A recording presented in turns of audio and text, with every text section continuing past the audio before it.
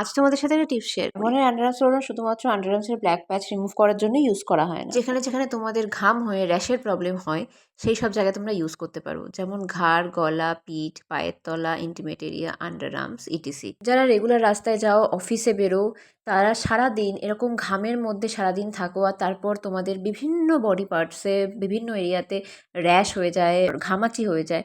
তো এই সব প্রবলেমগুলো থেকে বাঁচার জন্য ইউজ করো অ্যাভনের আন্ডারআর্মস রোল অন। অ্যাভনের আন্ডারআর্মস রোল অন 3 ধরনের হয়। একটা হচ্ছে ব্ল্যাক প্যাচ রিমুভাল, যেগুলোর ছবি আমি 3টে দিয়ে দিলাম। নেক্সট হচ্ছে কুলিং এফেক্ট, যেটা শুধুমাত্র ঠান্ডা রাখে। নেক্সট হচ্ছে ডিওড্রেন্ট আন্ডারআর্মস রোল অন, যেগুলোর এক একটার এক এক রকম স্মেল। সব ধরনের রোল অনই 48 ঘন্টা সোয়েট কন্ট্রোল করে। এবার দেখে নাও আমার মায়ের মুখ থেকে একটা রিভিউ। মা, তুমি বলো কোন দিন থেকে তুমি জানতে পারলে যে রোল অনটা ইউজ করলে এরকম ঘামাচি হবে? গত বছর ঠিক এইরকম সময়ে অডিশন দিতে গেছিলাম দিদি নাম্বার ওয়ানে, দিদি নাম্বার ওয়ানের জন্য অডিশন দিতে গেছিলাম। কিন্তু আসার সময় ভীষণ গরম।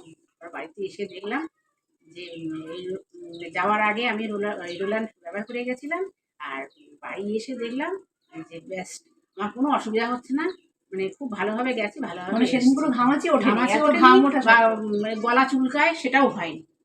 বারবার যে গলায় হাত যায়, গলা চুলকাচ্ছে, একটা যে অস্বস্তি ভাব সেটা ছিল না। গরমের জন্য খুবই এসেনশিয়াল একটা প্রোডাক্ট, তাড়াতাড়ি পারচেস করে নাও। Thank you.